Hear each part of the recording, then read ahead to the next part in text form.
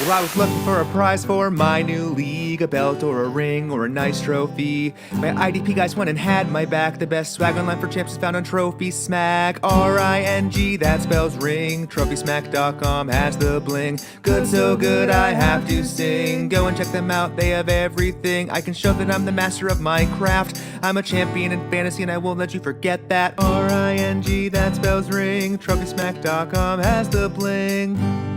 Use promo code IDPGuys at checkout for a free ring on TrophySmack.com. All right, welcome, boys and girls, to another episode of the IDP Plus podcast. Yo, yo, yo, and ho, ho, ho. I'm Dynasty Santa, Steve Thomason. It is officially Christmas season. I'm a big November 1st guy, so I should be, if I don't lose this thing, I'll be rocking the Santa hat for the rest of the year on out here on the IDP Plus pod. Matt Record at MRecord21. Welcome back, buddy. Hey, thanks. It's nice to be back. Absolutely. It's nice to have made it to basically, I would say, the halfway point here. With the weird additional week, it's kind of odd to there's no exact halfway point anymore because we've got 17/18 weeks. So we've made it. So we appreciate everyone listening. Those subscribe to the YouTube, checking us out on the audio only on Spotify, iTunes, all that good stuff. Really appreciate it. If you want to give us a shot for the rest of the year, we just launched a 50% off for all levels of subscriptions, right? Yeah, 50% off at the very least for the rest of the year in season subscription. It's what a heckin' bargain to get access to all of our experts helping you that playoff push. You need us in there. Get in there. What do you have to lose? Absolutely. All right, we're going to dive right into the first game of the week, the Thursday night game, the Titans and the Steelers. We're going to try to help you take away some stuff here to make those playoff pushes. A little different setup this week. We're going to have the fantasy finishes along with our snap count tool. So these are tools that are directly available to subscribers on idpguys.org. I think it's a fun way to, and possibly a better way to kind of digest the information here. So starting with the away team, the Titans. So this is our fantasy finishes. This is, and now what's cool about this is you can choose between three different sort of types of scoring systems. We've got tackle premium, big play premium, and sort of a balance between offense and defense here. So I'm going with the tackle right now because I think that's what a lot of people kind of maybe unfortunately play. So these are the fantasy finishes for the week. And then on the right, we've got our snap counts over there. So the best Titans player was Azeez Al-Shaair. He finished 45th on the week. Then Amani Hooker, Jeffrey Simmons, of course, he's always going to be up there. Christian Fulton, Jack Gibbons, Elijah Molden, and we see Terrell Edmonds making an appearance for the Titans here after the trade last week. Now you can see he went from playing just 25% of snaps all the way up to 85%. So definitely there's a guy that, we should maybe be taking inventory of here heading into week 10. Disappointing if we look all the way at the bottom. Harold Landry had a bad week. I was kind of expecting him to keep that momentum from the previous week going, and unfortunately he did not. So kind of all the guys we expected to do something here did something. It looks like as far as the cornerback situation goes, unfortunately Sean Murphy-Bunting did get injured. He had been on a pretty nice roll here lately, and Roger McCreary missed his second straight game. So with that happening, we saw Christian Fulton, Elijah Molden, and Trey Avery all have relevance this week. And last week's slot corner, Eric Garrard, you can see there, played 91%, dropped all the way to 23%. I believe that was due to a injured Trey Avery in week 8 there. So that's kind of the pieces to the puzzle on the cornerback end. Linebackers, we know the story. It's Azeez Al-Shaair is the number one. Jack Gibbons played the most percentage wise of snaps that he has all year. You can see there up to 82%. He's been crushing it lately. So Jack Gibbons definitely a guy we need to take note of for the waiver wire. And then the edge rushers, nothing crazy to take away there. Harold Landry did play basically the most or second most to Arden Key at 60%. Well, they kind of tied there, but just no stats to come away for Harold Landry. So anything on the Titans end that you want to touch base on? Yeah, pretty boring game from the Titans' perspective. Yeah. No splash plays, so No.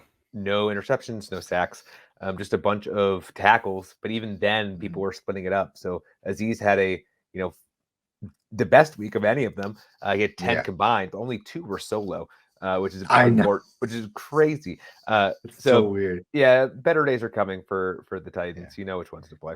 Yeah, kind of a rough matchup, and we break these down for you in the written content. The Steelers aren't exactly the most high-powered offense either, so kind of to be expected there. So, as speaking of the Steelers, as we flick over to their information here, we had the number one Steelers player was Alex Highsmith, 2 sacks, I believe. Very nice. TJ Watt even got home for a sack. So TJ Watt's third here. Here's Elandon Roberts again. This guy's killing me. Although, unfortunately, the Cole Holcomb had a really, really bad, nasty injury on Thursday night. Sounds like he will probably be out for the rest of the year. I think he's officially out for the rest of the year. I'll check on that. But, so as unfortunate as that is from a fantasy perspective, we're probably at least going to get some clarity here on the linebacker playing time going forward. I don't know what Landon Roberts feels like the Nate Landman to Quan Alexander's Caden Ellis for me. Like, Landon Roberts is like this annoying thorn in my side, but he's coming up with all the big splash plays. Although Quan Alexander did end the game with an interception in this one. So you can see Quan Alexander down there. He was the 147th best fantasy player this week. The 1, 2, 3, 4, 5, 6th best on the Steelers. We had Cam Hayward return in his glory, which is very nice to see. Similar to the Titans, not a lot of big splash plays here outside the sacks and the interception to end the game there from the Steelers. But Cam Hayward with a very solid baseline to return this week. So it was great to see that. The safety situation, we saw DeMonte Casey and Keanu Neal take. Casey did play 100%. Keanu Neal was 89%. So there we have we have that figured out. So it sounds like Quan Alexander and Elandon Roberts going forward are definitely worth rostering. Who would you rather have? I mean, I feel like I'll take the easy bet in Landon Roberts. I think he has the more consistent. Yeah, I think he has the more consistent role there on that defense. We don't know when Minkah Fitzpatrick's going to come back, right? Yeah. I don't think he's placed in the IR. So once he's back, Quan Alexander, I don't know, someone that can take away some of his ability to make those splash plays. So I'd go Landon Roberts. I think it's a pretty steady role. We know that linebacker position can be fruitful here on the Steelers. So I'd go with him. Absolutely. Yeah.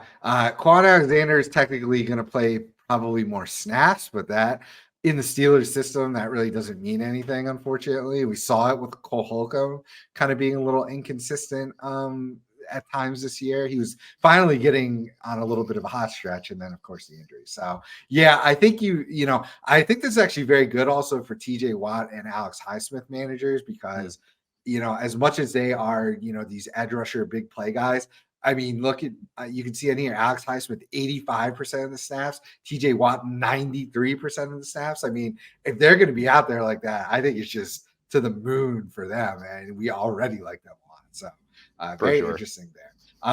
As far as the interior guys, so we saw Cam Hayward, with a very solid baseline from a fantasy perspective, and that was only with 55% of the snaps. We're going to only see that go up, and he's going to just get back to his monster self. So I would not be worried about him at all. Fire him back. I mean, as soon as I knew he was coming back, I had him start. Yeah, you got to throw him in there. You got to throw him in. Yeah. So he's going to continue to be a monster and a much welcomed face to have back here. So, all right, you got anything else for Pittsburgh? No, not really. All righty. That's going to take us to Germany for the Dolphins and the Chiefs, which, started off a little rough for the Dolphins, tried to make a comeback here. But so we saw Zach Sealer as the number one Dolphins fantasy scorer with the big splash play there. Bradley Chubb behind him, Javon Holland next. Jalen Phillips still having a nice day, got home for a sack there. David Long Jr. still, of course, doing, when he's healthy and playing, he does very well. Kader Kohu, the corner, is next, and Deshaun Elliott after that. Christian Wilkins and Jalen Ramsey. Beyond that, we kind of had stinkers. A guy I want to touch on for this one is Andrew Van Ginkel. A lot of people are asking about him in the Discord chat and whatnot.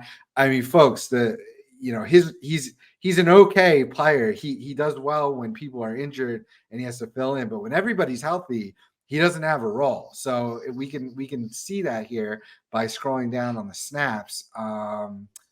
Van Ginkel. Yeah. So in week 8, 26%. Yeah, he popped back up to 45% this week. But I mean, look at the stretch before everyone was healthy: 60, 61, 82, 76. He had an 88 in week 2 when Jalen Phillips first went out. So he's just a nothing when guys are healthy. So when Bradley Chubb's healthy, Jalen Phillips is healthy, both of the interior, David Long and Jerome Baker are healthy, Andrew Van Ginkel is waiver wire fodder. And yes, if pretty much any one of them is out for a game, he potentially could have a role. But so just you can't be loyal to these kind of fringe fantasy players here. Yeah, look at those play times for Chubb and Phillips too. Like, it's really nice to see Phillips back up to 85%. Oh my God, 2 straight weeks. Like, and he's been super consistent when he gets that play time.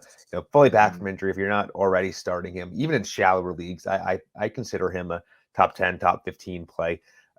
We're either edge or DL, wherever you have him in your leagues. And Chubb has been super surprising to me how productive he's been lately. Yeah, it's been great. He ended up with 3 tackles and a sack, which is pretty nice production from him. Let's see, checking out where they're ranking. So with our and forced a fumble. My goodness. So we're looking at the scoring for our Scott Fishbowl equivalent charity tournament that we run with the IDP guys. And Chubb is the second overall defensive end. Or first overall defensive end, actually. Because Zach Sealer's Sealer's for Miami. Oh, sorry, for Miami. Averaging 15 points a game. Like, that's huge. That's awesome. Yeah, very nice. This was that's just his week 9 score specifically. I wonder what it would be actually, what his average is. He's probably around there. 13 and a half points averaging. So very happy to see him producing and back healthy for sure. So it's interesting. Jerome Baker played 100% of the snaps, but only had 2 solo tackles. Meanwhile, David Long at 77 had 8 total tackles, although 3 of them only solos and the rest were assists. So that's going to be a headache all year. It's going to, 1 week's going to be David Long, next week's going to be Jerome Baker. It is what it is. So anything else on the Dolphins? No, I think Zach Sealer, Jalen Phillips, Christian Wilkins, maybe some of those defensive backs, the only ones that I feel super confident in every week.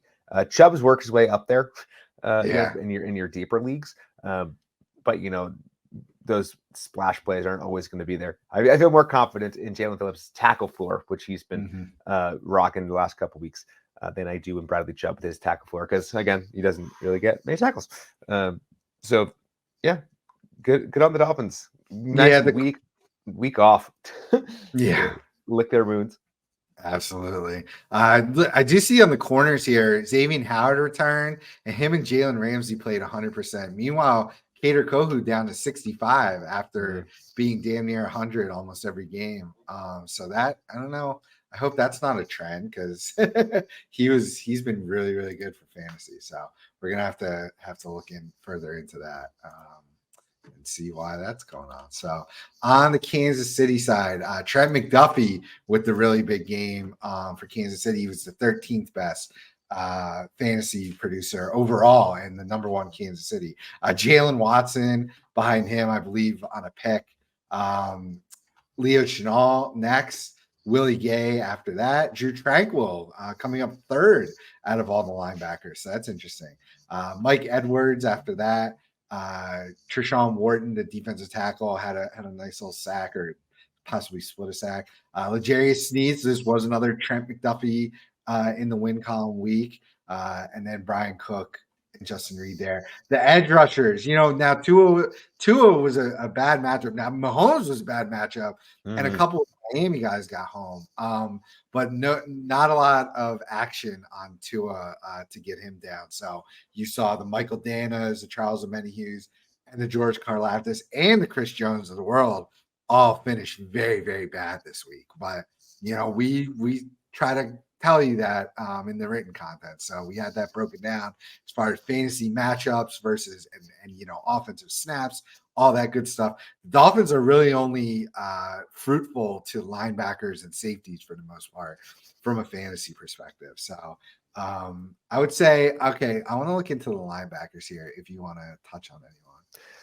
Yeah, Trent McDuffie continuing to do Trent McDuffie things. L'Jarius Sneed did leave at some point with an apparent injury. I don't know. We can see it in the snap counts. I don't remember if he came back or not. Okay. So definitely worth monitoring. Hopefully that does not impact, where they're playing Trent McDuffie, because it's been super fruitful for those that listened to us before the year started. No Nick Bolton yet again, leading to that playtime for Leo Chenal, Drew Tranquil, and Willie Gay. And I'll be interested to see what you were pulling up there in terms of the playtime. Because Leo Chenal getting home with the sack and 7 combined tackles, like that's no fluke. Yeah, it's interesting because and he did that on, I will say, only 54% of the snaps, 34 snaps. So that is incredible efficiency. Now, I think we both really like Leo Chenal as a player, and you saw Drew Tranquil playing 95% of the snaps and finished behind him and Willie Gay. So, and sometimes these things just happen, playing a team like the Dolphins, who kind of was off the run game, the bigger plays were available to those guys whose skill sets suit that. Whereas Drew Tranquil is kind of that thumper in the middle.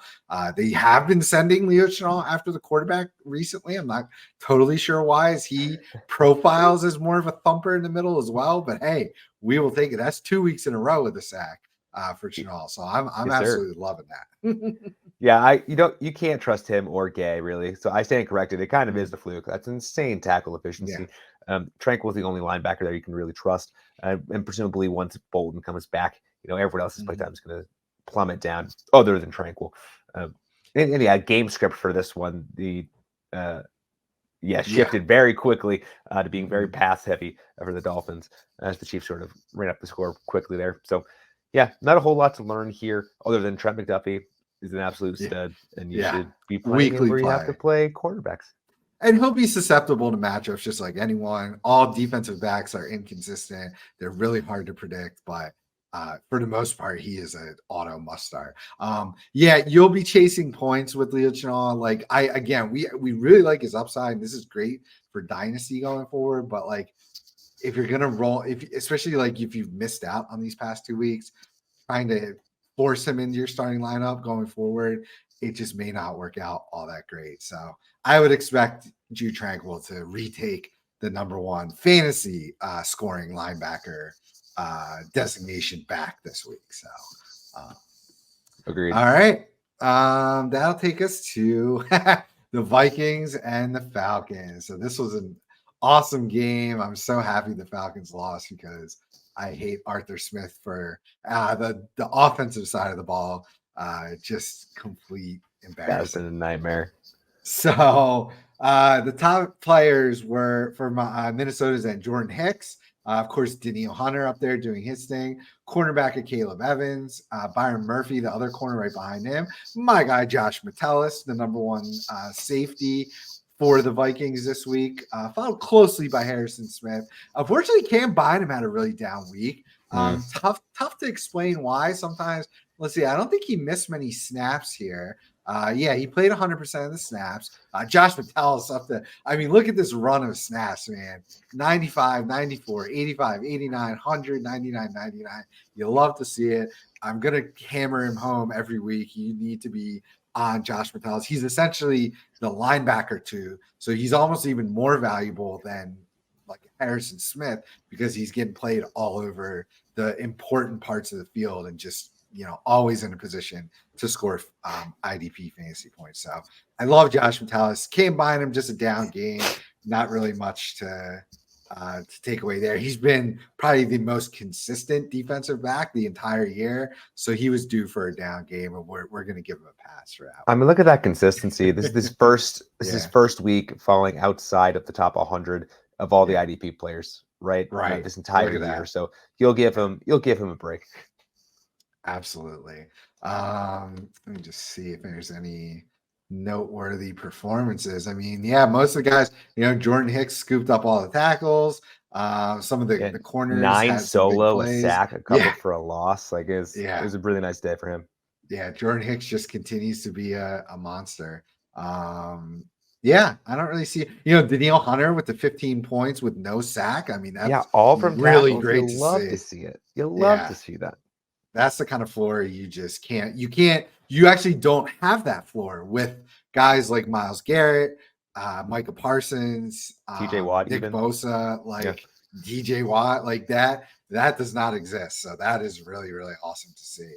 Other than that, nothing crazy. Ivan Pace continues to be waiver wire fodder. So yes, sir. On the Falcons end. Now my I know guy David Onyemata. Nate Landman. Screw Nate Landman. Although Kane Ellis did okay. You can see, so it goes Nate Landman with a top 10 performance because he gets a sack. That's not even his skill set. It frustrates me beyond that. That's what Kane Ellis does well. And Landman gets a sack now. Not only was he beating him in tackles since forever, and now he's going to get sacks ahead of Ellis too. Like what? This is another Arthur Smith thing. I guarantee it. So as frustrating as he is on the offensive end, now I don't know that it's him really. He can't decide the IDP production, obviously, but it just feels like why are you sending Nate Landman after the quarterback and not Caden Ellis? So, but hey, Caden Ellis was the third scorer after Landman and Onyemata. So Onyemata, we got to talk about, with Grady Jarrett going down, I believe out for the year. We said he's going to be the top replacement, him and Calais Campbell, who actually had a pretty nice week too. Now there was 75 defensive snaps available in this one, which, is always going to boost people. I actually am a little surprised. I thought the Vikings would struggle way more on offense, but they were moving the ball even before the rookie quarterback went down, Jaron Hall, and then Josh Dobbs had to come in. They were, so that was very interesting to see the game play out the way it did, and all those snaps available. Richie Gray and Jesse Bates right there next to each other. Really nice performances from them. Like I said, Calais Campbell. Arnold Ebiketie, I believe he got home for his sack. He only played 28% of the snaps. So do not go chasing that. Yeah, that's the kind of stuff we got to warn you about. It's nice to see, and I know he's got his fans in the dynasty community, but until those snaps get up, and you can see that they're not anything consistent. 28 this week, 49 last week, 42, 27, 48, 42, 16, 62, 23. So like he's all over the place, so you just can't trust that. Luckily, Caden Ellis did have a decent game as far as tackles went, so that was nice to see. So 1, 2, 3, 4 sacks. Onyemata got one, Campbell got one, Landman got his, and Ebiketie. So any interceptions, no interceptions, and then a couple forced fumbles, but also by Onyemata. So, I think this is probably David Onyemata's best game that he'll have all year, but hey, the opportunity's there to at least, keep going in this range. We should have a pretty high tackle floor, and then he's got a chance for a sack every week. He can rush the passer. So in your DT required leagues, he's wheels up here for the rest of the season. So yeah, he's always been a great bye week fill-in. Even when he doesn't have the opportunity he has right now. But yeah, with that injury, he's going to gain a lot of play time. He's always serviceable, right? So probably nothing more than the DT2. You can't expect this every week, but he's going to get the play time, more than serviceable. Scroll down there to the cornerback play times for a second. So Jeff Okudah is a guy that I've always been talking about here on the Falcons. If you're looking on our lovely YouTube screen, you will see that he hasn't been the most consistent producer and at the cornerback spot, but he does have a pretty decent tackle. He's making some pretty decent plays out there, so very matchup dependent. But we get to the right matchups. He's a really nice candidate for one of those CB required leagues for a bye week fill-in. So I always like to point him out when he's doing pretty well. I mean, fairly consistent. A couple of stinkers here. Granted, he was coming back from injury to start the year, but he's been doing pretty well the last 3 weeks. Absolutely, right on point. Okay. Anyone else for Atlanta you want to touch on? I don't think there's so. anything crazy there. Yeah. Just love to see Grant and Bates both produce like this. I think they're both plug and play. We were talking before the year, like which one's going to be the guy? They kind of both are. Right. All right. Totally agree. All right. That goes to the Cardinals and the Browns. So we'll start with the Cardinals. As that loads up. All right. So we had Buda Baker. He's back, folks. So keep firing him up. It happened to be Leaky Fotu this week. It's a different guy every week on the Cardinals defensive line. So the defensive tackle there. Josh Woods chips in with a decent game. Actually, beats out Kaiser White in tackle premium scoring. So the LB2 there is producing some fantasy relevancy. Kevin Strong, the other defensive tackle, following Woods and Kaiser White. Dante Stills after that. Jalen Thompson. And then we just get down to guys that you're never going to even think about. And then below them is Zaven Collins. So he is washed. I think he needs to change the scenery. I'm sure he'll get traded or released in the offseason. I think he's a year 3 guy. So they won't have to cut him. They'll probably trade him for peanuts, just like they did Isaiah Simmons. Yeah, this team stinks. The Cardinals are terrible. Like, of all these IDP players, obviously if you got Buda Baker, you're playing him. And then, I don't know, Kaiser White's also been pretty consistent as well. Really, everyone else, I don't know if you really like any of them. Jalen Thompson was really good a couple years ago.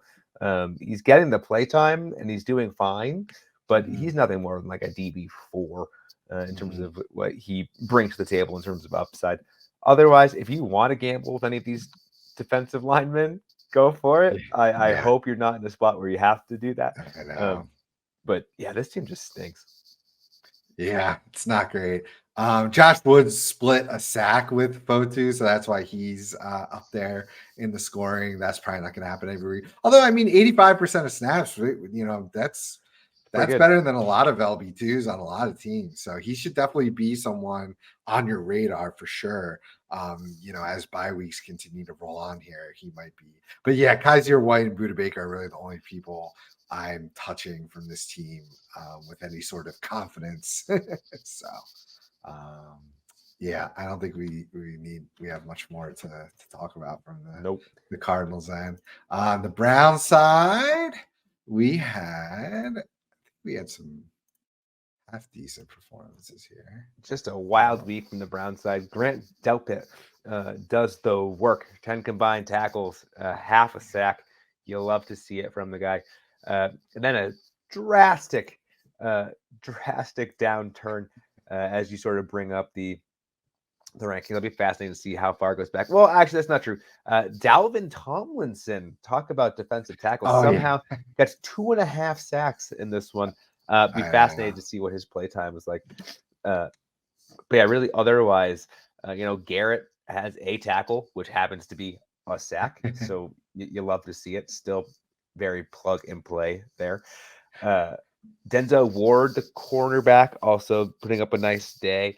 Had an interception. Getting that interception. Mhm. But yeah, there's just a lot of Yeah. All the interior guys had the money plays and the sacks outside of Garrett. So that's definitely not going to happen too frequently. So again, despite what the playing time may be, I would not go chasing that. Nice to see Darius Smith have a sack. I thought he was kind of dead to rights here. And my guy Ogbania Okonkwo did not have a good game. I was with all these sacks going around. I was like, damn, why couldn't you get in on that? But nothing, unfortunately. So yeah, I don't know that I'm chasing Zadarius Smith. He's been really inconsistent. So yeah, Davin Tomlinson played 63%, his second highest percentage of the year, and yeah, happened to just break his way. Shelby Harris only 37%, so don't chase that. Jordan Elliott 33%, he got a sack, don't chase that. Even Darius Smith was just 58%. Okoronkwo played 63, so he beat him in snaps, although it was just 3 more snaps. Well, plus, the Browns had this game pretty much I was going to say in the bag. game script. They Yeah. were up 20-0 going into the fourth, quickly 27-0. And yeah, they don't have to play their stars. The Cardinals aren't much of a threat to score presently.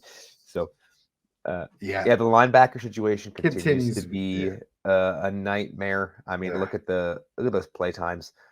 No one really hitting the threshold that you'd want to feel comfortable starting any of them. Avoid, which you should have learned your lesson last year. You can avoid it if you can. Do that. That's our main message for the Browns: is you fire up Myles Garrett.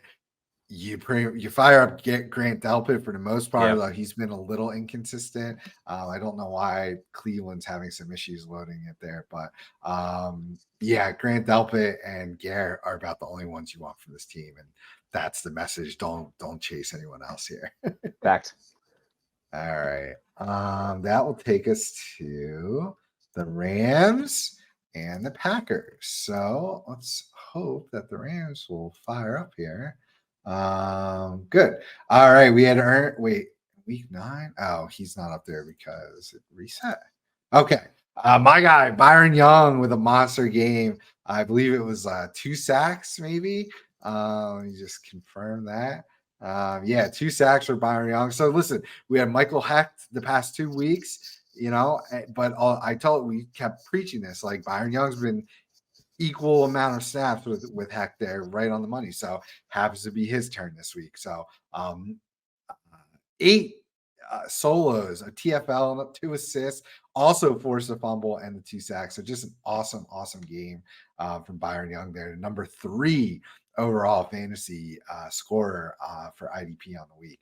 Following him, Kobe Turner, the rookie defensive tackle. Very nice for dynasty players to see him, but you can see here he's been pretty irrelevant up until this week, so I want to go chasing that. He hasn't finished better. His best finish before this 18th overall was 193rd. So do not go chase that. Jordan Fuller, another really nice game. He continues to be super consistent. Russ Yeast is next. Then Aaron Donald. Christian Roseboom in fill-in duty, was okay. Cornerback Akel Weatherspoon after that. Duke Shelley comes out of nowhere with a decent game, followed by Michael Hecht, Quentin Lake, and then we have Troy Reader a couple after that. So with Ernest Jones being out, I flicked to them here. Sorry.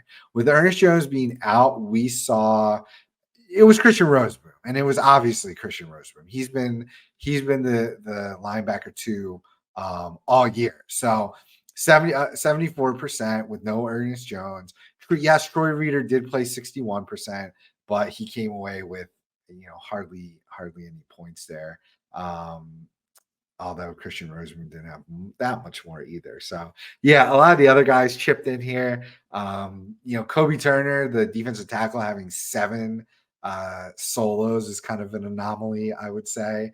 That's not going to happen too frequently. And you can see his where's Kobe Turner? Yeah, 86% of snaps is season high. So I mean, maybe that'll be a sign of things to come. But yeah, so again, for dynasty purposes, in your DT leagues, definitely a name that you need to know is Kobe Turner for sure.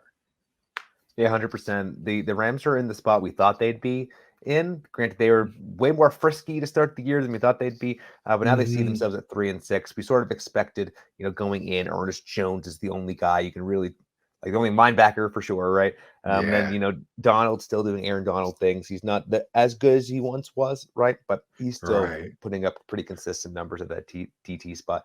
But yeah, you're seeing the Rams turn to their young guys, right? Because it's the team that's we thought wasn't going to be very good. They're not very good, especially when Stafford's not playing on the offense, right? Which impacts the defense. But yeah, I think these young guys, even obviously in Dynasty, you love to see them doing this well.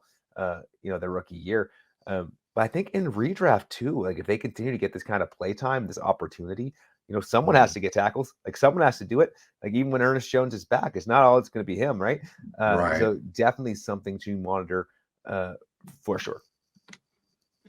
I like it. And that'll take us on the Packers. Oh man, was I disappointed that Quay Walker couldn't go. I know. Because we saw Isaiah McDuffie have a really nice freaking game here.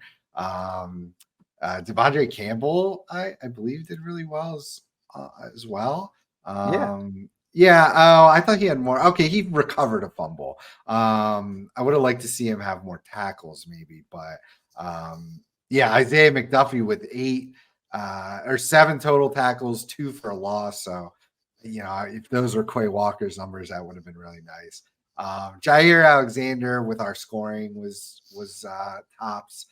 Jonathan Owens plays, in relief duty for Rudy Ford, was out in this one. So, hey, we saw Jonathan Owens be relevant. The rookie Anthony Johnson also got some playing time and got another interception. He had one, I believe, 2 weeks ago. It was either last week or 2 weeks ago, and he was in for one play. And on that one play, he got an interception. This week, let's check it out. He played 100% of the snaps this week, because of course, and also came away with an interception. So very, very nice.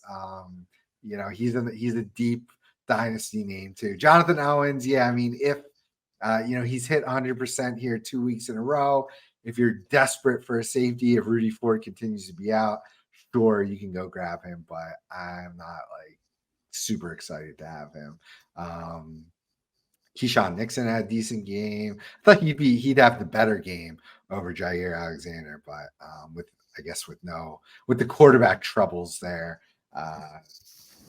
nobody was really throwing it to Kupp and Nakua like Stafford could do. So Owens had the only sack for the Packers, which is super annoying. I would have thought. I was really excited for Rashawn Gary to have a game this game. Preston Smith had a monster game the previous week. This week comes back with 4 points, but Rashawn Gary only had 6, so just annoying. yeah. This game was gross. Like neither offense could really get anything going, which led to minimum snaps, which led to minimum IDP scoring. Like you said, as long as those defensive backs are still out for the Packers, like I do like Owens, quite a bit, and Alexander, especially the play times they're getting. But note that if you're using our lovely tool there on idpguys.org, it's purely related to the injuries to the other guys. So once they're back, they're trash. But in the meantime, perfectly fine bye week fill-in in deeper leagues for sure. Yeah, Rasul Douglas no longer there. Traded off to Buffalo, so there will be opportunities there for more defensive back. So here's hoping Quay Walker gets back. Yeah. Let's hope he's back next week. All right, our next game is the Bucs and Texans. So starting with Tampa Bay, we've got Levante David. with a really nice game. Devin White bounces back with 2 solid performances back to back. So that's nice to see that he has not fully disappeared yet, but it continues to be a Levante David, not only week, but season. I mean, look at these finishes. Week 3, 6th, week 6, 2nd, week 7, 9th, week 8, 24th, and week 9, 8th. And these are overall fantasy scores. So he's crushing it. Having a bit of a resurgence here. You know, he's on a 1-year deal, definitely at the end of his career, and you know, maybe he's just looking to go out with a bang here. Kalijah Kancey had a nice game. Shaq Barrett got home.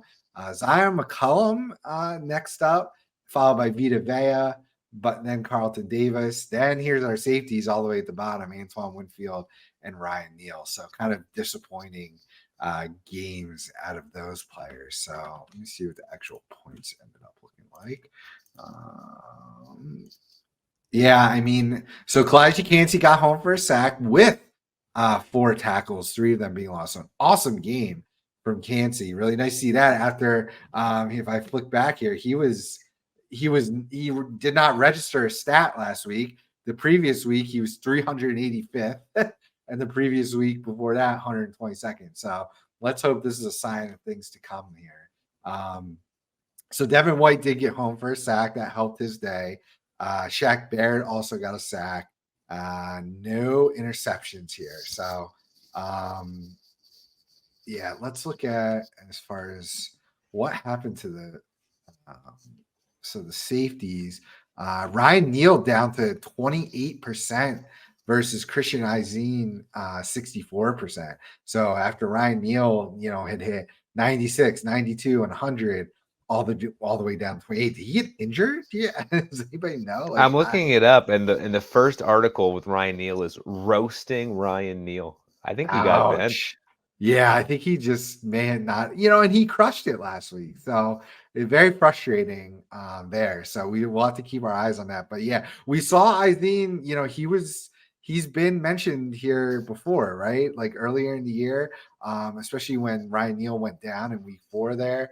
But Izine's been getting, you know, playing time all over the place. So if he can get his snaps up more consistently, maybe he, you know, has beaten Ryan Neal for the job, then he's definitely a name that you want to pay attention to going forward. Jamel Dean unfortunately left the game injured, so he was on a hot tear and of course comes crashing down due to injury. Brutal. It looks like Zion McCollum and D Delaney were the replacements there for Jamel Dean. So if you're desperate and Dean's going to miss extended time, there you go. And yeah, the edge rushers did their things. Like Shaq Barrett looks like he had a nice little pop up to 78%, his highest snap share of the year. So, you know, it's nice to see him get home for a sack, but he's been super inconsistent all year. So, you know, there's no rhyme or reason as to whenever he actually gets home for a sack. So he is a complete wild card moving forward and a desperation play every week. Yeah, it's hard to trust someone with that kind of playtime, you know, especially at outside linebackers we have him listed there. Doesn't really have that tackle where you want to truly trust. Yeah, you'll love to see Kalijah Kancey's playtime skyrocket up. Hopefully that's a thing. 82%. Yeah, a sign of things to come. Hard to say if that's game script or not. I don't think the Texans are a particular run-heavy team, so I think he was out there for, you know, the pass rushing ability, as we kind of thought he'd have coming out of college. But yeah, it's that time of year when these rookies come out. He's a rookie, right? It's been a long year. Yeah, I know. And I was like, hey, I've known him forever. This is the time of year that they start getting that play time, right? So, yeah, love to see that. Yeah, and the other thing, really, yeah, Devin White, much to people's chagrin, like he's still relevant. It's just we talked about it before the year started, and it continues to be true. It's just setting expectations. Like he's not going to be a top 5 guy, but yeah, as a top 20 guy, absolutely. I noticed in I think the Invitational that, you know, you're kind of seeing here on YouTube, someone had dropped him. Someone had dropped Devin White because he wasn't living up to their expectations for him. Oh boy! So I was able to snag him up, and like this is the kind of thing that you expect from him. Maybe, not this great every week, but he's still Right. perfectly fine as a LB2, LB3 spot. Absolutely. Yeah, with the game script in this one, we had an opportunity for a crap ton of defensive plays. So Mhm. going to Houston now. Where's Houston? There's Houston. Blake Um, Cashman's world, and we're just living in it. yeah. What are we doing with these linebackers? We Let's could see the start with snap that. counts. Um, yeah, it definitely was um, Cashman 82%, Wow. Denzel Perryman 65%, Christian Harris back up to 62% after I think he was out week 5, but Mhm. 11% and 16%. And then Henry 202 after looking nice up until week 6, plummets, goes to 49%, and this week 20%. So it's Perryman and Cashman, we think. It's apparently Blake Cashman's world. I guess we have to just deal with that going forward as the norm. I still think if Perryman gets to 100% health, it's Perryman's world, but it seems like that just may not be the case. Yeah, I agree with that. I think this is rapidly becoming the Browns linebacker situation where Yeah. the Texans have a bunch of players that are about the same quality. So they kind of just roll out the hot hand every week, I guess. Yeah. Hard to predict much of anything with this. So obviously with this playtime, like, I don't feel good about starting Blake Cashman. I No. don't really care that he had 10 combined tackles in this game. I'm not 82% is like right on that borderline. And as you said, Uh-huh. we expect Perryman, once he's fully healthy, to resume that snap share that he had weeks 1 and 2, which was close Mhm. to 100%, if not 100%. So you expect that to keep going up. But Christian Harris is the name for me. You know, performed really well last year. But graded terribly, right? Yeah. But all of a sudden, we see his snap count sort of rising again. So I think that the Henry 2020 train is gone. Can't really trust Mhm. him at all anymore. This kind of Mhm. snap percentage. But yeah, if you're trying to roll the dice, I would guess it's Cashman. But I would not be shocked if Christian Harris overtakes him this upcoming week. Very interesting. All right. We saw Will Anderson get home with a sack, so that was nice. Who else? Khalil Davis got a sack, the defensive tackle. I'm not really chasing that. So those were only 2 sacks, no interceptions. Javier Thomas, their slot corner, who's been injured for a large portion of the year. So if you need someone in a corner required league, a lot of people most likely dropped him as well. So he's probably got the best upside out of all their corners. So despite playing 67%, but that's what slots do. They're not out there for 100% snaps, yet they possess the highest ceilings out of Mhm. most of the other 2 corners. So that is definitely a guy to keep your eyes on. Hey, Jalen Petrie's here with 4 solos, a TFL, and 2 assists. We'll take that. It's been kind of a slow ramping up for Petrie to get back to what we expect out of him. Jimmy Ward, a bad game despite, I believe, playing 100% of the snaps. No, 35%. And DeAndre Houston Carson got 64%. So there we go. That explains why Jimmy Ward had a bad game. We'll have to see if that was injury or not. I That don't was injury. Yep. Okay. Okay. So that makes sense. So yeah, it looks like if you need a Jimmy Ward replacement, DeAndre Houston Carson is it. Again, I like Javier Thomas. Hey, the Will Anderson versus Jonathan Greenard, it happened to be a Will Anderson week this week, thank goodness. Although he didn't really have many tackles to go with it. So I feel like they're just going to flip flop all the time. So tough Yeah, to he's hard to trust. it's tough to trust either of them. And then the defensive tackles is always just one gigantic rotation every week. So this week it was Khalil Davis. Next week it'll be Malik Collins. The week after that, Sheldon Rankins. Like it's just a different guy every single week. Kurt Hinish is another guy who gets rotated out there. I guess Sheldon Rankins has been injured for a couple weeks, so maybe not Rankins, but Hmm? yeah, Yeah. nothing crazy here. It's really the linebackers are the main story of the Texans, and good luck if you can figure it out. It seems to be Blake Cashman right now, but I'm telling you, be ready for that rug to be pulled out from under you because it could come any week. Look at what we just saw them do it to Henry To'oTo'o and flip flop Christian Harris back in there. So it makes no sense. Again, I still think it's Perryman if he gets healthy, but God knows if that'll be the case. So agreed. All right, we've got the Bears and the Saints. So for the Bears, believe we didn't have outside of TJ Edwards, not a whole lot to write home about here.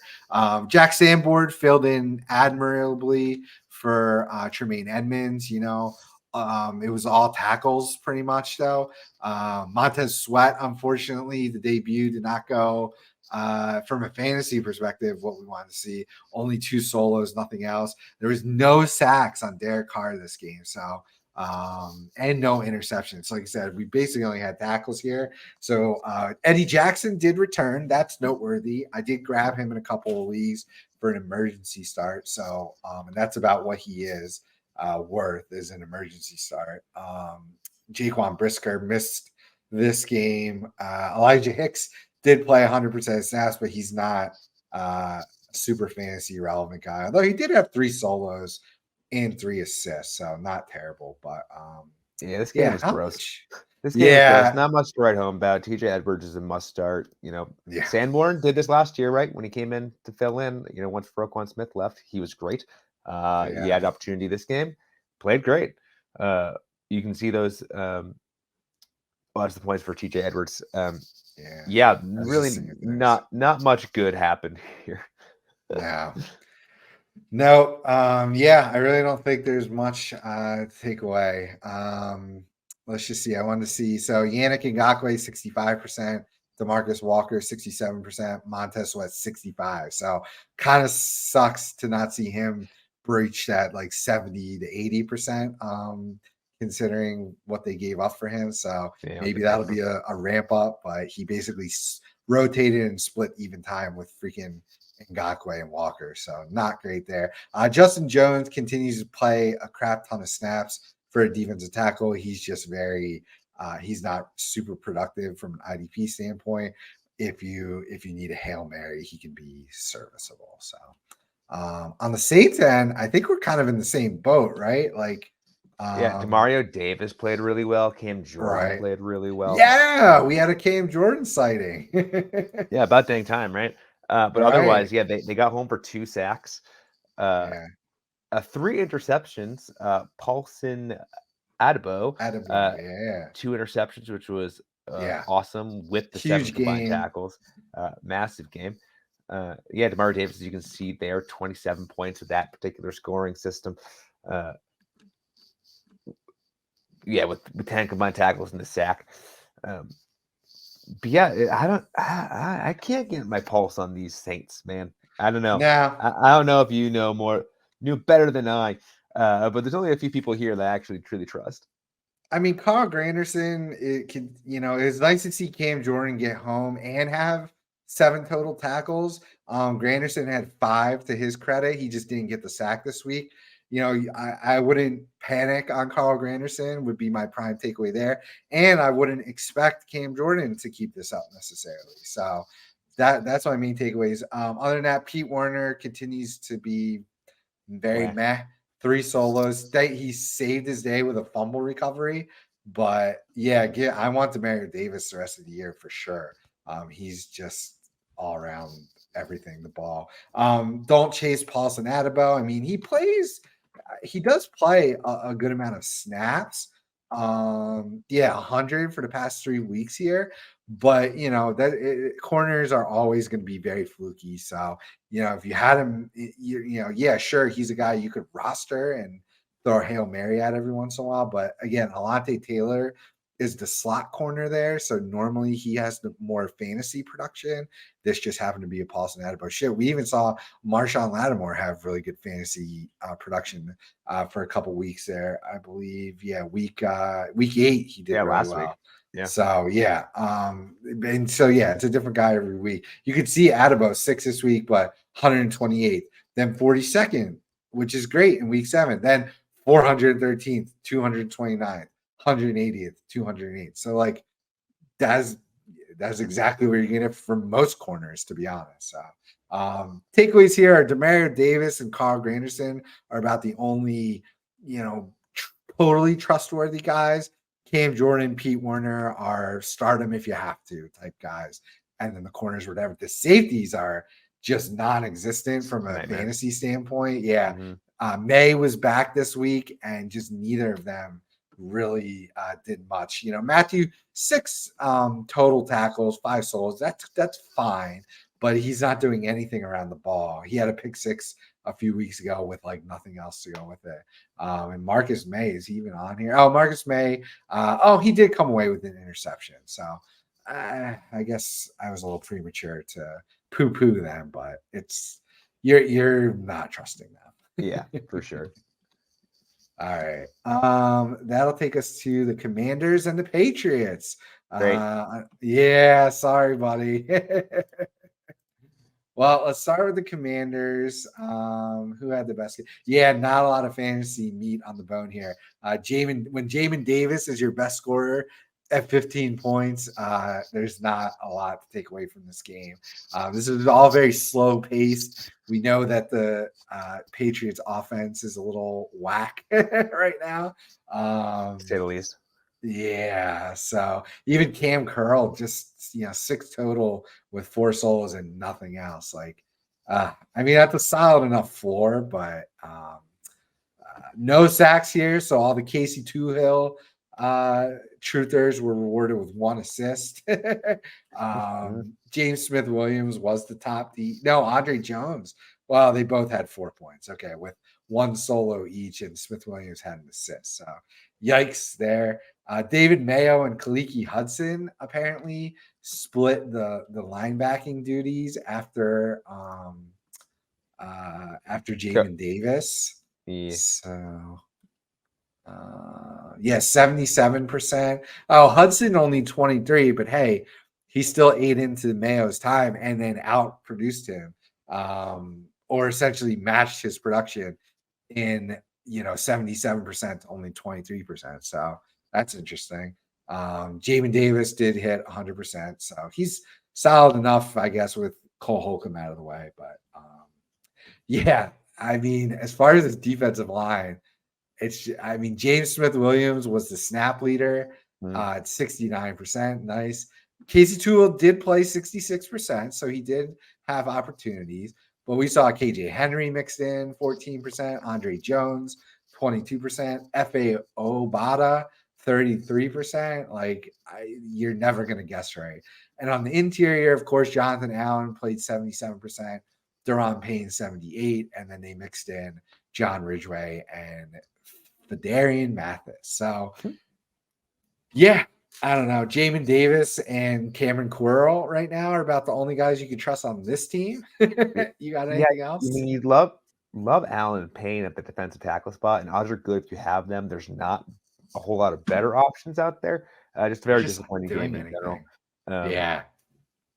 Keep on trusting Curl and Davis, but otherwise, You can trust Payne and Allen from a snap standpoint, but man, right. They've just been doing nothing. I'm looking at those consistency rankings. Like Payne sprouts up once in a while. He said 2 good weeks. Allen's been just started off pretty decently, but has kind of fallen off. Maybe it's matchup dependent, but not great. Yeah, but they're too talented to be matchup dependent. So, all right, if we flick over to the Patriots, then Juwan Bentley. Yes, he had himself a game. Have I been saying about this guy? I might have been underselling him. Been calling him an LB3. One of those sacks, to be fair, wasn't really a sack. It was one of those ones where he ran the quarterback out of bounds as he was running, and he just happened to be half a yard behind the line of scrimmage. They're gonna count that as a sack, aren't they? And they did. All right. Granted, one of them was a legit sack. But this is what Bentley does, well, no, this is better than Bentley normally does. But he's a consistent LB2, LB3, who apparently, when we have him rush the freaking passer, he get some sacks. So you love to see it. Kyle Duggar had a really nice game, even without the interception he got on just the most boneheaded throw I've ever seen. Hal just threw it right to him in the red zone. It was great. Dietrich Wise, getting to the quarterback too with 8 combined tackles. He is definitely a better best ball target than anything because he will pop up 1 or 2 times a year and do this, but can't really trust it week to week. Miles Bryant has been a really, really solid cornerback from an IDP perspective all year, especially since Christian Gonzalez went down. So getting 7 combined tackles here in this game is really nice to see. Pulling up the finishes. Brian. I thought he was doing better, but when he pops, he pops. Giovanni 25 Tavai also has been getting a pretty decent run here with us. But yeah, taking a look at Marty Mapu though. Mapu sighting. Getting some play time. And I mean, again, we've said it a bunch, but this is the time of year where you gotta see what the young guys have, especially on these, dare I say it, bad teams, right? Like Patriots have the worst record in the AFC. We're clearly not going to make the playoffs or do anything. So it's time to start seeing what these young guys do. Well, okay, Mapu only played 13%. Yeah, just 13%. He only played 13, so that's been about, if you look at his, 14, 48, 11, 50, 40, 0, 14. Like that's about right for him. He just had a nice little productive game in this one. Yeah, Anthony Jennings, who's been, I'm waiting for him to pop. Who's getting the play time to pop. He just hasn't really done it. I know. I don't know. We keep talking. I feel like the theme for this episode has been, who do you trust any of these teams? Like, I trust Bentley. Duggar has figured it out. And Miles Bryant in cornerback required leads. Other than that, Jabril Peppers has been pretty decent. Pretty nice floor game here today for him. Other than that, I don't know who I trust. Barmore was doing well until, this one's okay, I guess. I don't know where he got the 7 points from with just 1 assist, but pass defended, a couple passes defended, and a couple QB hits. So I like Barmore. Much more, he was much. He showed up better watching the game than he did on the stat sheet. He was kind of a menace, but again, people there, if he's not getting tackles, kind of got lucky that he tipped a couple balls, but he's playing really well. Yeah, and he's getting snaps too. So just about, he's been in the past 3 weeks, he's been pretty good for a defensive tackle. 157, 112, 103 ranking. So that's all IDPs. So that's right. Not bad. Cool. All right. That'll take us to Seahawks and Ravens. So we'll start with the Seahawks. And we had Jordan Brooks continue to be a monster. It's great to see him back. Boy Mafe is really taking charge with Uchenna Nwosu gone. So I think you can come pretty close to trusting him here. Bobby Wagner's still up there doing really nice game. Tariq Woolen from the corners did well, barely beat out Devon Witherspoon. And then safeties, this was a rough one for the safeties because the Ravens were just running it down their throat all game. So tough to have a lot of opportunity in the secondary there. The sacks went to Boy Mafe, and that's it. No picks. This was really just tackles from there. Quandre Diggs was the number 1 safety, beating out Jamal Adams and Jordan Love. So again, just not a ton of opportunity there.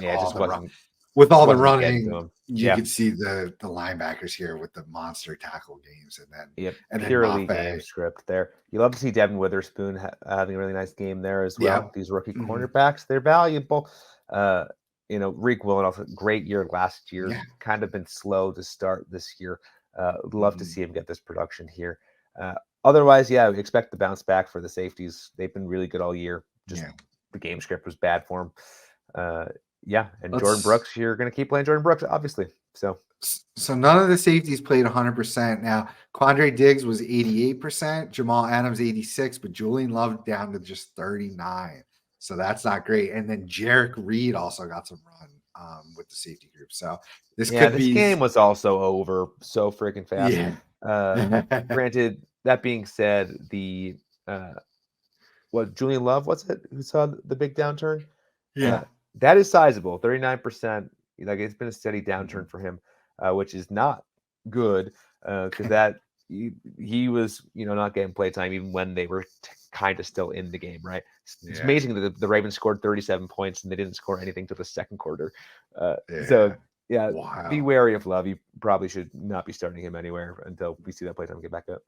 They just ran him down. This is interesting. Daryl Taylor actually played more snaps than Boy Mafe, but not by much. 62% to Mafe's 55%. So I think both of them have appeal. Just Daryl Taylor didn't get any stats in this one, unfortunately. He had one assisted tackle, and that was it. So yes, that hurts. And then Mafe comes away with a monster game. So very interesting how that works out sometimes.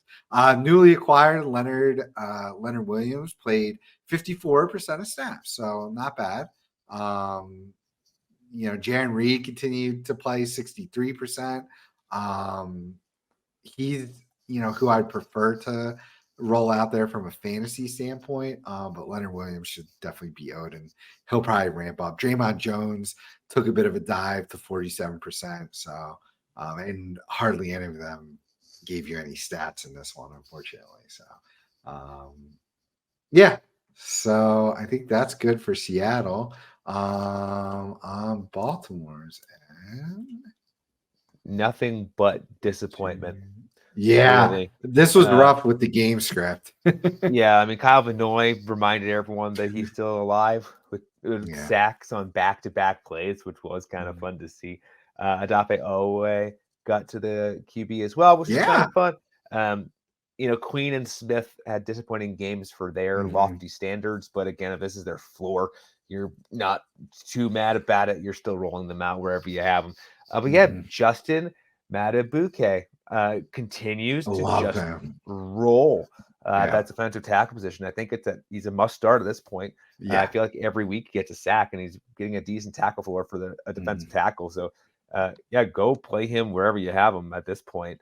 Kind of been slow to commit to that, but let's see that play time real quick. So only 57%. That's interesting, but I'm sure that had to do with the blowout. You see, I mean, 57, 58, 53, but then 78, 73, 57, 76, 67. Well, the Ravens have been rolling people. Like it hasn't even been, these games have not been close. True. Because they waxed the Lions, right? Yeah, that's very true. So it's tough but even with it, he's still, let's see. Oh yeah, they've just been in these blowout games. Even with the limited snap count at a relatively shallow position, he keeps performing. So I'm at the point of just fully trusting him at this point. And that's the talent thing. Like he's very, very talented. So Kyle Van Noy, unfortunately, he is acting as a pass rusher, but I know on MFL here he has linebacker eligibility, so that kind of stinks.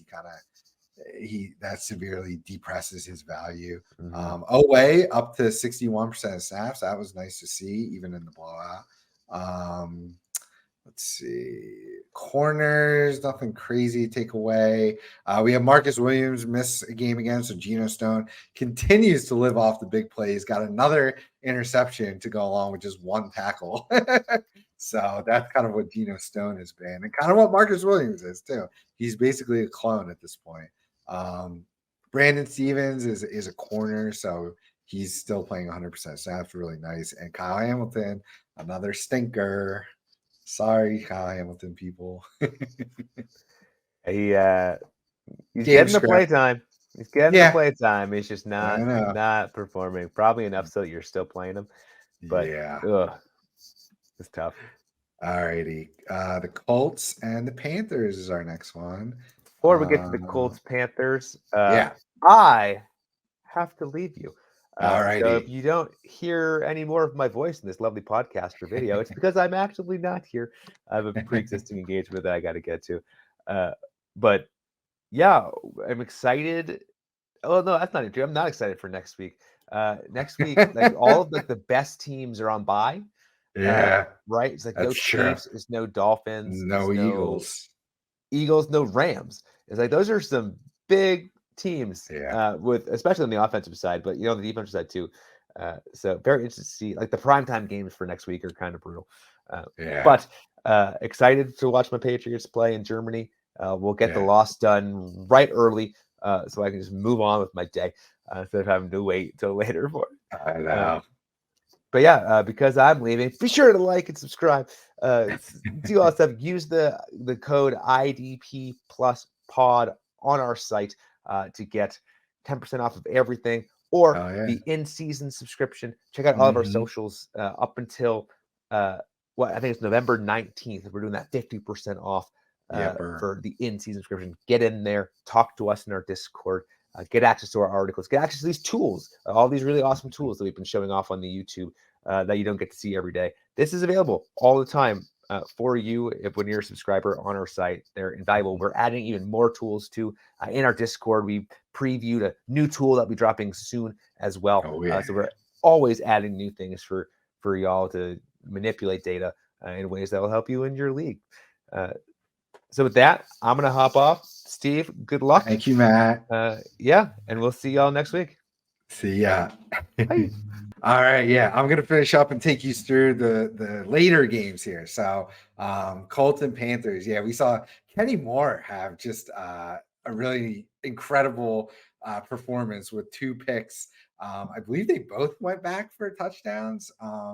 If not, at least one of them did. So, 59 points for Kenny Moore. He even is another guy that is, you know, he was inconsistent to start the year. So you see his first 3 weeks there, his best finish was 116. Now he has been coming on as of recently. Last week was a bit of a bummer, but yeah, it looks like Kenny Moore is pretty darn solid here going forward. The linebackers we have to talk about. So with Zaire Franklin out, we assume that of course it was going to be Shaq Leonard, but I thought it was going to be EJ Speed as a guy. So I was firing him up, really excited. And then we saw a player by the name of Sugun Alubi play 100% of the snaps. That's where we saw Leonard play 55% and EJ Speed just 45%. So I don't really know what's going on there. That was a complete shock, a complete surprise to pretty much everybody in the IDP community. So I get that a lot of people are going to want to go chasing him. I would temper expectations there. It might, not be the first to run and go grab him. Let's see, Zaire Franklin's practice status through the week. If I do miss out on Alubi, I don't think I'm going to be, crying tears over it. So, yeah, that one was a complete shock. And Shaq Leonard continuing to come off on third down. So not great for him, especially with Zaire Franklin being out. Although he did have a really nice fantasy day overall. It's just annoying to see him coming off on third downs when they didn't have their best linebacker, Zaire Franklin, available. So sacks in this one went to DeForest Buckner. So, another, he was the second highest performer here. Really nice game from Buckner. Although Alubi, the linebacker, did have an interception bolster his day. So I don't think you can count on that. The Colts defensive tackle, Adibaware is the last name. I'm not even going to try the first name. Double A, big Double A had a sack.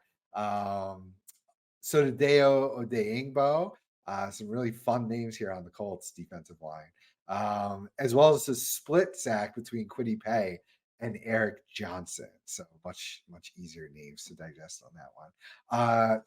Yeah, so Bryce Young, just a really bad day here that, led to some really big plays, big splash plays for a handful of guys, but not a ton of tackling opportunity to go around elsewhere.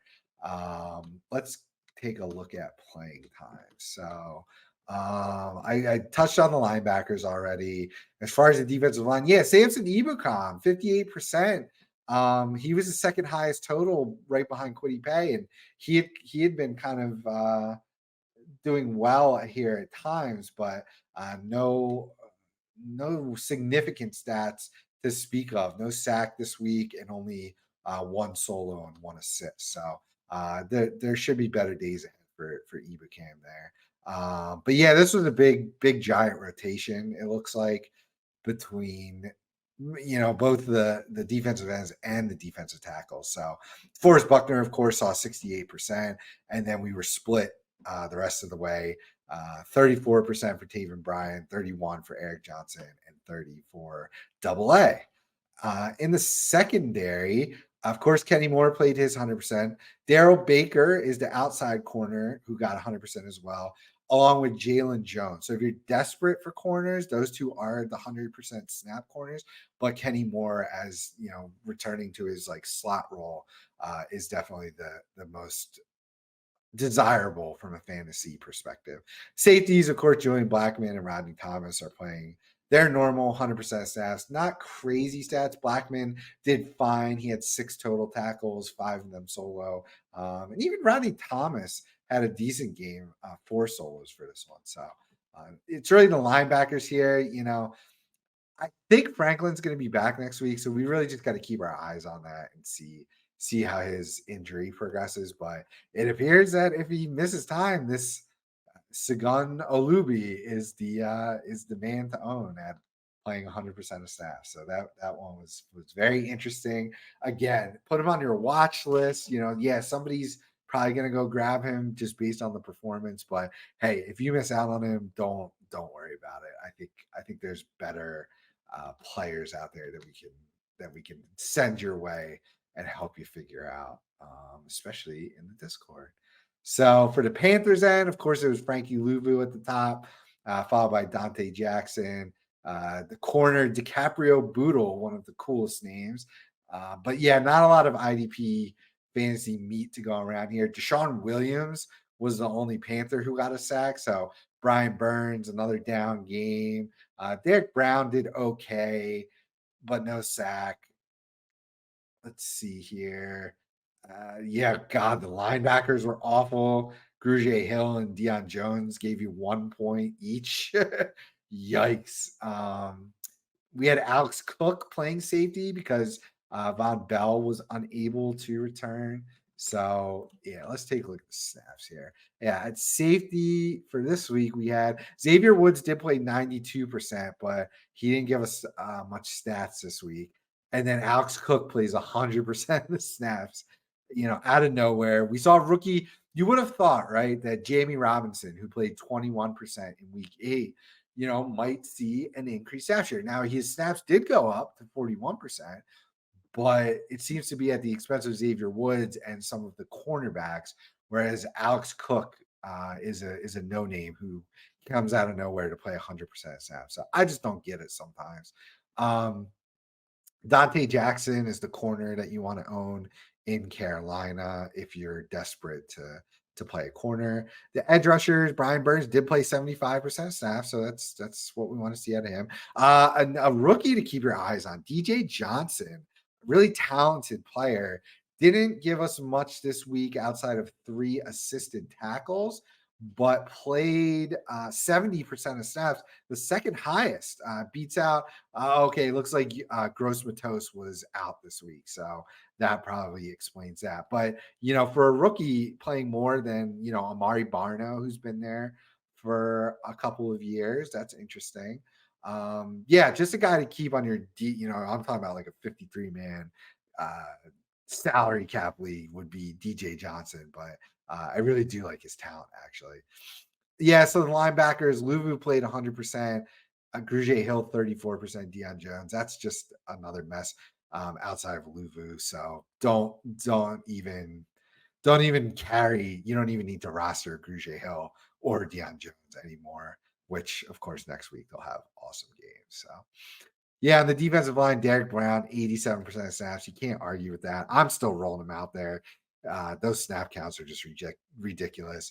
It was just Deshaun Williams on 46% of snaps who came away with the sack this week. So kind of is what it is. And then nobody else on that line is really worth talking about in fantasy. So that will take us to the Cowboys and Eagles. So my birds, we'll talk about the Cowboys first. This was a hell of a game. It was a damn sweat. There was all sorts of craziness going down, penalty flags flying everywhere, just like that last second drive was just insane. So for the Cowboys, there's Micah Parsons, 1.5 sacks, had one of his higher tackle ceilings this year. So 9 total, 5 solo, 4 assists, and one of them for a loss. So there we go. We had a boom week for Micah Parsons.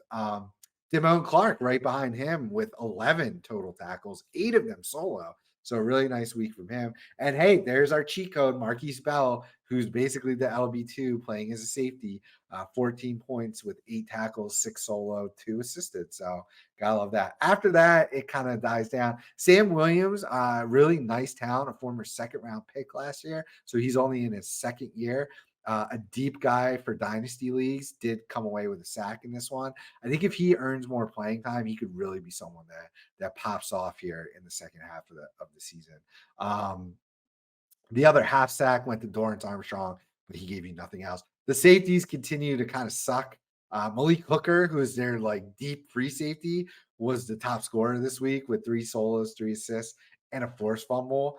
Jaron Curse had 8 points, 3 solos, 2 assists, and all the way down, Donovan Wilson just 2 points with 1 solo. So let's dive into the snap counts there, because that's a little disturbing. So, and it's a complete rotation. So Donovan Wilson actually played the most snaps, 84%, with the lowest fantasy score. And there you go. That's fantasy for you, especially IDP in a nutshell. Malik Hooker had 77% and Jaron Kerr 73%. So hey, and Marquise Bell, you can see there 94%. Now that's 4 safeties. Obviously, we know that Marquise Bell is playing as a linebacker because the rest of those guys are all at safety. Deron Bland, in a nice opportunity here, really didn't do anything for us. He had just 5 points with 1 solo. Yeah, there's nobody. I don't really want Jordan Lewis or Stephon Gilmore. Like, that's kind of whatever. Parsons, 82%. Of course, you're rolling him out every week. Damone Clark, 92%. Nice to see that. And then on this defensive line, it's a gigantic rotation. DeMarcus Lawrence, 61%. Dorrance Armstrong, 46%. Sam Williams, only 19% with that 12-point production. So again, he's more of a dynasty stash type guy, not a chase the sack from this week guy, because 19% of snaps ain't getting that done. Big OC Odigizua, 65%. Actually a little bit behind Jonathan Hankins this week on the interior. So normally Digizua is the top interior lineman, but he missed it by 2 snaps this week. So yeah, nothing really crazy. Just the main guy is Marquise Bell. You know, if you don't know about him by now, he's a cheat code, and he's who you should want as a safety playing as a linebacker. And then the rest of the actual Dallas safeties are, despite playing decent enough snaps, are just not trustworthy. So on the Philadelphia end, Zach Cunningham, a big game with 10 total tackles, 8 solo, 1 of them for a loss. Reed Blankenship, really nice, forced or recovered a fumble to go along with 7 tackles, 4 solo. Darius Slay continuing a really great fantasy season, something he's not known for, being a fantasy producer. 18 points, 5 solos, 3 assists. So really nice to see him doing that without, an interception or anything. I'm sure he defended a couple passes in there too. James Bradbury. So these, the corners were busy. This was a heavy passing game. Hassan Reddick got home for the sack, thank goodness. Brandon Graham with 1.5 sacks decides to make a appearance this week. Definitely do not go chasing that. Josh Sweat got a sack. Nice to see that. A bunch of split sacks between Nakobe Dean, Jalen Carter, and Fletcher Cox. But without that, Nakobe Dean got injured again, so that really sucks. So that's why you see Zach Cunningham all the way up there. Let's go check out how the snap shook out for linebackers. So Cunningham played 100%. Dean only 28 with the injury. Nicholas Morrow did come in to play 72%, but really gave us no stats hardly. And Hassan Reddick played 80%. So that's nice to see. So let's hope Nakobe Dean isn't out long term.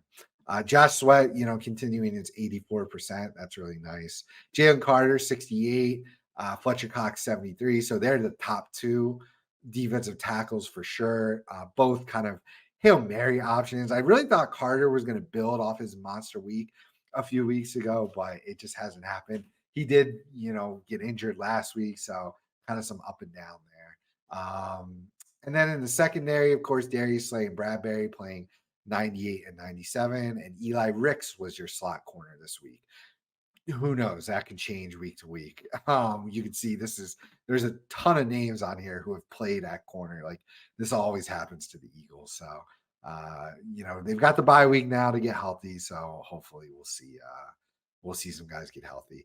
Kevin Byard played 100%. Reed Blankenship 100%. Nice to see them in there healthy. Yeah, Byard. Okay, he had an okay game. 9 total tackles, 5 solo. So we'll take that. But Blankenship has been like the big play guy, so he's got the ceiling there. We also saw Sidney Brown. He went from 94% in week 7 with Reed Blankenship out, down to 56% in week 8, down to 33% this week. I thought they were playing him like kind of almost like not Josh Metellus, because Metellus is out there for 99% stats, but I thought they were moving him all over the field. They were Sidney Brown, and it looks like he's just kind of back down to his reserve role. He can play slot corner, sort of, but just wasn't doing it this week. So, so go get Nicholas Morrow again if Nakobe Dean's going to be injured. And other than that, not much else to take away. Which will take us to the Giants and the Raiders. So we'll start with the Giants. Boy, this one was ugly. Outside of Max Crosby, and Nate Hobbs, there wasn't a lot going on here. So on the Giants end, Xavier McKinney with 17 points, 10 total tackles, 7 solo. This was I believe, his best game of the season. I'm about to verify that with our handy dandy weekly fantasy finishes. Yeah, this was his best game of the season by far. So I guess nice to see it if you've been hanging on all year, but he's been a massive, massive disappointment so far this year. So unfortunate for McKinney managers. But the rookie corner, Deonte Banks, 4 solos, 3 assists. Micah McFadden beats out Bobby O this week, but only by a point in our scoring. Let's take a look at those snap counts then to see, because Bobby O is still the guy you want. He's been having an awesome year.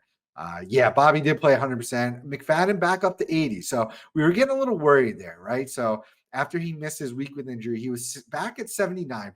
That was great to see. But then these past 2 weeks, we saw 62% and 58% with Isaiah Simmons kind of creeping in there. So nice to see McFadden back to 80%. Let's hope they quit messing around. Simmons played 22%, which is fine, whatever. But let's keep McFadden in there. He's having a really nice year too.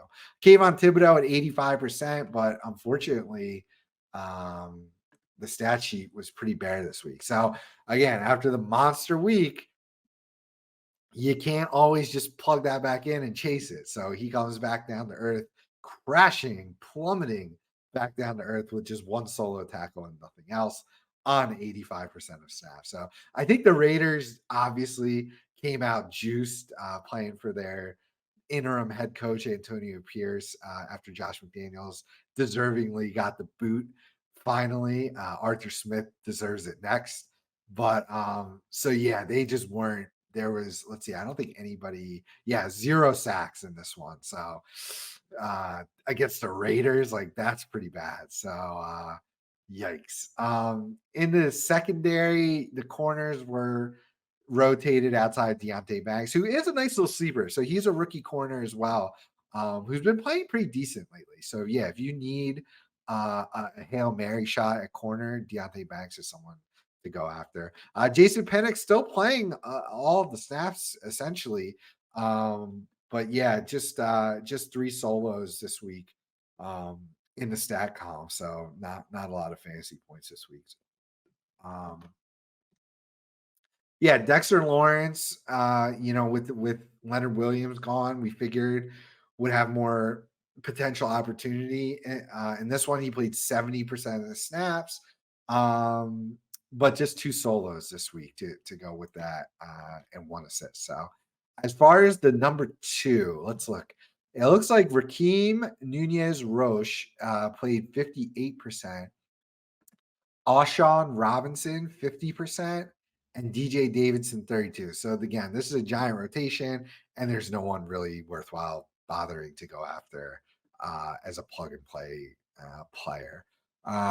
Jihad Ward appears to be the other sort of defensive end, while Azeez Ojulari is out, who I believe is eligible to return next week. So yeah, 1, 2, 3. This was his 4th game. So let's hope that he could come back healthy and provide a spark here. But yeah, the Giants, yeah, as much as yeah, you kind of are for it. Kayvon Thibodeau exists in this. They sort of are forcing you to play them range, just like Devin White, right? Because we've seen the ceiling, and you don't want to miss out on that. And you kind of just have to eat these bad games along the way to reap the reward of those ceiling games. So okay, for Vegas, I mean, Max, so I did the preview write up of this game, and I said that Max Crosby could be on the verge of a historic game for himself, and I mean he's pretty damn close. 3 sacks, 6 solos, 3 TFLs, 2 assists. Like, it was a monster. I mean, so the reasoning was they just let Jermaine Johnson go nuts on the Giants last week. I was like, if Jermaine Johnson can get 2 sacks, Crosby could be in store for a historic game, and this pretty much was that. Beyond him, we did see the corners do well. Amik Robertson and Nate Hobbs, both with an interception, so both had really nice scores in this one. Robert Spillane's still up there. He was scaring us with his questionable designation heading into this game. With already, where's Vegas? Jesus. With already Divine Diablo out and Luke Masterson missed this one. So Spillane delivers a very nice performance in this one. Trevon Merrick continues to be really, really good for fantasy this year. So I would keep. So when Nate Hobbs is healthy, you're rolling him out. So you got 4 guys on this Raiders defense that are, I would say, more than trustworthy in Crosby, Hobbs, Spillane, and I'm putting Trevon Merrick in that category as well. So Marcus Epps kind of back down to earth after a nice week. So the other linebacker in this one was a rookie by the name of Amari Burney. He came away with 3 solos and 3 assists in this one. A lot of people were scrambling because they weren't sure about Robert Spillane or they were filling in Divine Diablo or Luke Masterson, and Burney kind of gave us a dud performance here, I would say. Let's see how many snaps he played. He did play, only 51%. So that's very interesting. Malik Reed got some run at 13%. So I would venture to say that this was either a lot of safeties or the edge rushers were playing. So let's go down the line here. On the interior, I mean, John Jenkins had been really reliable, but he went all the way down to 37% this week. Jerry Tillery won the interior defensive lineman snap count battle with 59%. So not really chasing anyone there. Of course, Max Crosby plays 100% of sacks. That's incredible. We saw Tyree Wilson get half of a sack, so he had a pretty solid game here, playing against the junk Giants offensive line. Okay, it was so Jalen Smith, the former Giant, former Cowboy, was the other linebacker. They basically signed off the street this week, and he played 40% of snaps, and he gave us a whopping 2 solo tackles. So neither of those linebackers really gave us much production. It was all Big Bob Spillane playing 100% off of the questionable tag. So great to see him be able to make it through the whole game. So Amik Robertson, the corner, 83% of snaps, Nate Hobbs, 79, and Marcus Peters, 76. I'm still firing up Nate Hobbs. He's the slot corner. He's got that role and possesses that ceiling. And Amik Robertson and Marcus Peters are going to flip-flop every week. And then, of course, Marcus Epps. Marcus Epps is playing damn near all of the snaps. He's just not as productive as Trevon Merrick from a fantasy standpoint this week. So Merrick is the guy you want. All right, our last game of the evening. As Monday Night Football is about to kick off here, we got to recording a little bit early in the day here, luckily this week. So that's very nice. So Bills and Bengals. All right, on Buffalo's end, I didn't watch much of this game. I was kind of, it was Dallas week for an Eagles fan, so I was kind of, partying and didn't really watch much of this game. So looks like Tyrell Dodson beat out Terrell Bernard in this one, unfortunately. So Dodson had 10 total with 8 solos to Terrell Bernard's just 2 solos and 2 assists. So, that could happen with linebackers. I do remember in the write-up on this one, this was not a very good IDP fantasy matchup for really either team. Both offenses were not giving up very many fantasy points to any of the opposing positions for the most part. So not a lot of meat on the bone here in this one. Jordan Poyer did have 20 points. So those were really the top 2 guys. Beyond that, you've got cornerbacks Dane Jackson and Teron Johnson. And then really a whole bunch of nothing. As far as sacks went, there was 1 sack that was split between the defensive tackle Jordan Phillips and the edge rusher Leonard Floyd. Both really didn't give you much additionally to go with that. And Oliver, another clunker. Again, it was a bad fantasy matchup, so only 1 solo, 1 assist for Ed Oliver. Let's see if we can take away anything on the Snapcast because the fantasy scores are nothing to really write home about, I would say. So yeah, let's see. Ed Oliver, 64% of the snaps. He was hitting the 80s not too long ago. Really disappointing. I don't know if the injuries holding him back a little bit. He did miss week 7 due to injury and returned to 51% and 64% of snaps. So not great. And I'm definitely not chasing anyone else on that interior. On the edge, Leonard Floyd, 50%, AJ Epinesa, 44%, Greg Rousseau, 43%, and Von Miller, 34%. So that's just a gigantic mess too. 1 week's going to be Leonard Floyd, then it's going to be Rousseau. I do eventually expect Von Miller to start getting home. And then, of course, AJ Epinesa has been having some really nice ceiling games. Although this week he gave us a whopping 1 assisted tackle, which we try to tell you he is like that. He does not possess the skills to provide a sort of consistency from week to week for you. So, and the linebackers. So Dodson played 96% of snaps. Oh, Terrell Bernard 43. So we must have had an injury there to Bernard. Like I said, did not see much of this game. So that has really got to be the only explanation there. And Dorian Williams 44%. So hey, we need to go do our research on Terrell Bernard, see how bad that injury is. And if he's going to miss time, it's Terrell Dodson as the 1 and Dorian Williams as the 2 from a fantasy perspective. In the secondary, I didn't know Josh Norman was on this team. The old man got 7% of snaps. Newly acquired Rasul Douglas played 60. Teron Johnson 100. Dane Jackson 84. So we predicted this in the write-up that Rasul Douglas would pull away from Christian Benford, which is exactly how it went down here. So Teron Johnson and Dane Jackson are your corners of relevance for the Bills here. And at safety, Jordan Poyer 100%. Micah Hyde 81 after 5 straight weeks of 100%. Split some time with Taylor Rapp in this one, but Micah Hyde, more of that center field free safety. You're not getting a ton of fantasy production out of him on a weekly basis anyway. Heading over to Cincinnati, let's see. Yeah, the linebackers it was a Jermaine Pratt game in this one.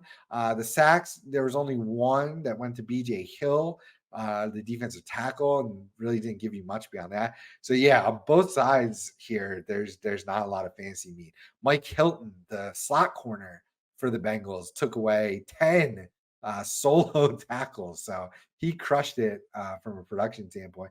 Cam Taylor-Britt did get an interception in this one, so that was nice, but only one solo, one assist to go along with that. Not so nice. Logan Wilson with 4 solos, 4 assists, 12 points, and Jermaine Pratt 6 solos, 5 assists, and forced a fumble in this one. So he had the splash plays and more tackles than Wilson.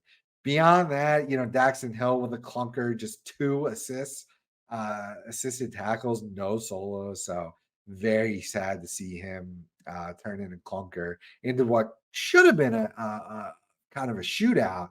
They just didn't really turn out that way, game script wise. Trey Hendrickson, Sam Hubbard, the ends. Hubbard only 1 point, and Hendrickson only 3 points. So nobody was getting to Josh Allen in this one. Yeah, let's go to the snap counts and see really if there's much to take away. Cincinnati's we've got them figured out for the most part. It's Hubbard, it's Hendrickson, who are sort of matchup dependent. Yeah, you're probably not the luxury to, be swapping them out every other week, but they are what they are. It is DJ Reader and BJ Hill on the interior if you're desperate, but they're very, lumpy with their production as well. As far as the linebackers go, yep, Logan Wilson at 100, Jermaine Pratt at 97. Nothing crazy there. This was just a Jermaine Pratt week. Mike Hilton played 100% of the staff, so there you go. He is normally their slot corner, and you can see that he only hit that one other time in week 3. This week, Chidobe Awuzie only 60%. Cam Taylor-Britt only 57%. And the rookie, DJ Turner, played 88%, but only gave us 2 solos, a TFL, and 1 assist to go with the second highest snap count in the secondary there. And then at safety, it's Dax Hill playing 100%. Nick Scott back up to 88%. And Jordan Battle, trying to eat his way into there, but just not getting a lot of production to go along with it at 14% of snaps. So I think that'll do it this week for the IDP Plus podcast. For my co-host, Matt Record, and for myself, Dynasty Stana, Steve Thomason, we really appreciate you being here with us every week. Tried to hit you with some of our site tools here this week to change it up a little bit with that discount going on. You can get an in-season membership for 50% off this week. So definitely take advantage of that. We would love to help you win your IDP leagues. And I think we're the best crew out there to do it. So not only do you get full access to the website, the tools, all of the written breakdowns and content, which have been super helpful, not only for our subscribers. I mean, I use this stuff too to help me make, decisions in my IDP league. So, it's been really great. But yeah, our snap count tools, our fantasy finishes, the written content, all great stuff. And hey, if you're looking to play in a charity tournament next year, you go right on the site. You don't have to be a subscriber to access that. You sign up for the 2024 IDP Invitational, the best charity tournament out there that incorporates IDP with offense. We're basically mirroring and we're inspired by the Scott Fishbowl there. So a really fun yearly tournament, especially, it's obviously free. We encourage you to donate. Our particular company's cause is for autism, but we of course encourage anyone to donate to causes that are close to them as well, outside of it being an autism focused charity league. So it's technically free. If you want to try out IDP mixed with offense, it's a really great fun tournament. And we will catch you next week. Thanks for listening. Thank you for watching this IDP Guys video. If you like this content and you want more fantasy football content, click here. If you enjoyed this video and you want to see more videos to help you master your IDP league, click here to subscribe.